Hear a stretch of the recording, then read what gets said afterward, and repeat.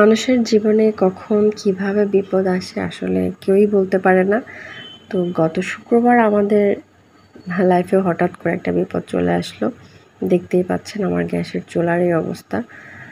আমি আসলে যেহেতু শুক্রবার নরমালি আমরা একটু গোশত খেতে খুব পছন্দ করি সবাই। আমিও গোশত রান্না করছিলাম, গরুর মাংস আরকি। তো প্রেশার কুকারে আরকি দিয়েছিলাম। তো আমি জানি না মানে কিভাবে কি হলো। ১ম সিটিতেই একটা সিটি পুরোপুরি মানে হতে পারল না। এর ভেতরে আমার প্রেশার কুকারটা পুরো ব্লাস্ট হয়ে গেল। এই আমার প্রেশার কুকারের অবস্থা। একেবারে মানে তলাটা কি অবস্থা আমি জানি না ভিডিওতে কতটা দেখা যাচ্ছে, কিন্তু বেশ ড্যামেজ। আর হ্যান্ডেলটাও তো খুলে গিয়েছে। আর ঢাকনার কথা কি বলবো, এটা তো দেখলেনই ভিডিওর শুরুতে একেবারে। আমি আবারও দেখিয়ে দিচ্ছি। মানে এই ভিডিওটা দেখে আমি যখন ভয়েস দিচ্ছি আমার একই রকম খারাপ লাগছিল। আমার ওই দিন তো কি বলবো, আমি পুরো ট্রমাটাইজ যে কিভাবে কি হলো। এই যে প্রেশার কুকারের ঢাকনাটা লেগে আমার সানসেটের প্লাস্টার পর্যন্ত উঠে গেছে। তো আমি আসলে অন্যদের মতো নাচ গোছায় বলতেও পারছি না।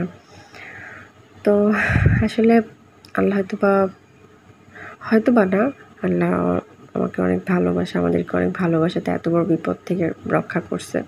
এটা হচ্ছে আমার পুরো কিচেনের অবস্থা। জানালা তো পুরা মানে মাংসের ঝোল, আর কোথায় চুলা রাখা আর এটা হচ্ছে মেইন ডোর এই পর্যন্ত ঝোল চলে আসছে।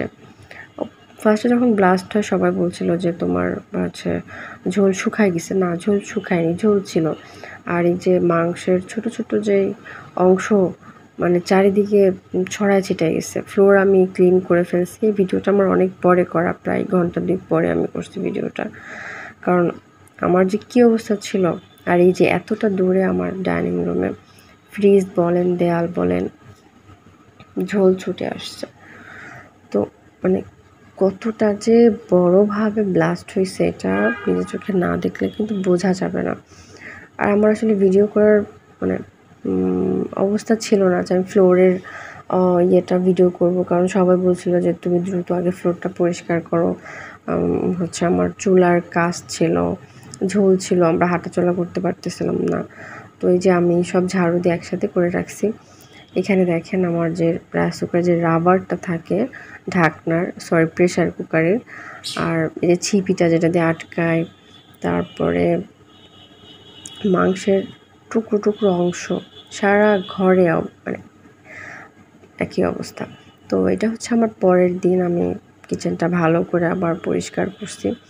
এই চুলাটা আমার এক্সট্রা ছিল, তো আপাতত এটাই রান্না করছি। আর মানে রান্নাঘরে আসতে খুব ভয় লাগছে, মনে হচ্ছে যে জানি আবার কখন কি হয়। একটা বিপদ হলে তো আর কি মাথায় একটা টেনশন থেকেই যায়। তো সানসেটটা খুব বেশি পরিষ্কার হয়নি, যতটুকু সম্ভব আমি আমার বাসার সবাই আমার হেল্পিং হ্যান্ড সবাই মিলে পরিষ্কার করছি। পরের দিন সকালে দাঁত মাজতে যে দেখি যে কিচেনের জানালা দিয়ে বিল্ডিংয়ে পর্যন্ত মাংস এবং ঝোল লেগে।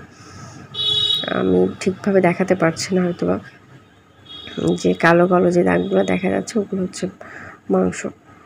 তো আল্লাহর অশেষ রহমত যে প্রাণে বেঁচে আছি এবং আপনাদের সাথে ভিডিওটা শেয়ার করছি। সবাই দোয়া করবেন এবং সাবধানে থাকবেন। গ্যাসের চুলা, প্রেশার কুকার, রাইস কুকার এগুলো সবাই সাবধানে ব্যবহার করবেন।